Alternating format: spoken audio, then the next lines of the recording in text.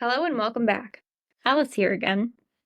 Building your public profile is going to be really important to start well before you decide to run for office.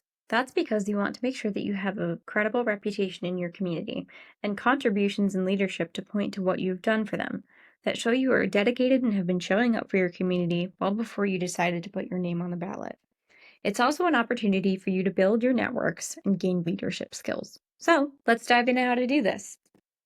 First and foremost, Google yourself. Why? You're becoming a public figure.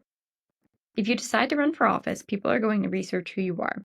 The press, community organizations, potential donors, potential voters, and your oppositions will all want to look into your background.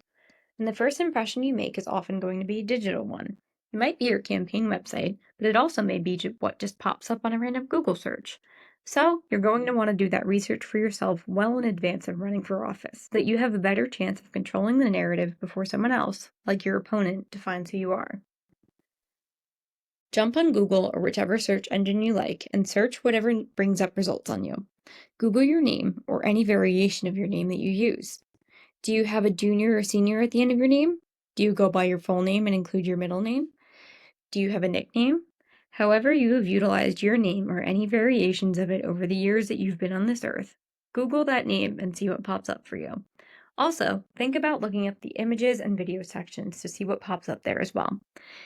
Be sure to search for any usernames or handles that you've used on accounts in the past.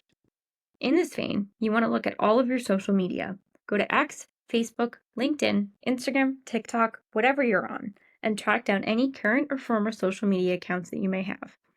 You want to do this because other people are going to do it when you become a public figure, and you want to look as far back as you can. If you joined Facebook as soon as you hit the minimum age, or maybe even before then, you want to look to see what the first few things that you posted on there were. If you joined X back when it was Twitter, you also want to go back and take a look at all of your posts. This will give you an understanding of your digital footprint and what may need a little bit of cleanup, like, for example, photos at parties or controversial tweets. The last place you're going to want to check is traditional public records.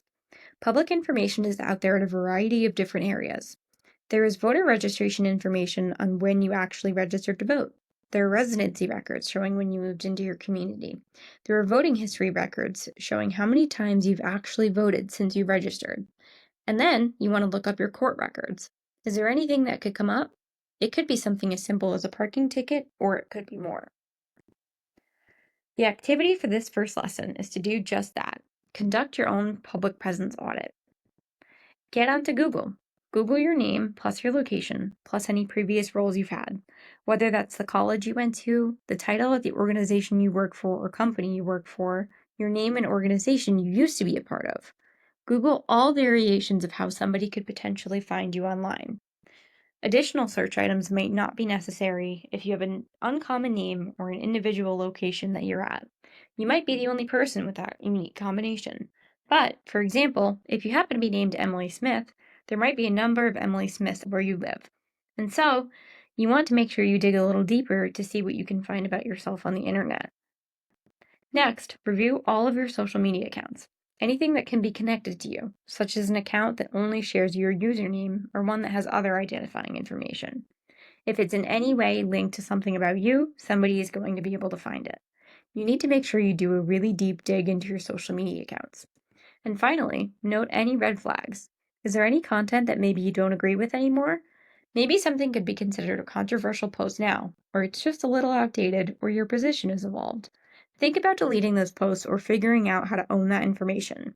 Another option is making that account private, although this might just make it harder for people to find. Not impossible.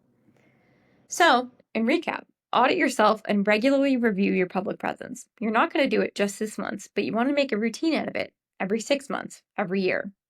Second, review and fix what's possible. Delete or update any problematic content. Adjust any privacy settings so maybe that your account or your content is just a little bit harder to find. And last but not least, own it. We've all evolved, we've all grown up, and understanding that this content is out there is going to set you up to be able to respond to any questions you're asked about it later on, if for whatever reason you're asked. Start creating content that really highlights your strengths, which we'll get to in your next lesson. You'll find the public presence homework in the homework section of this module.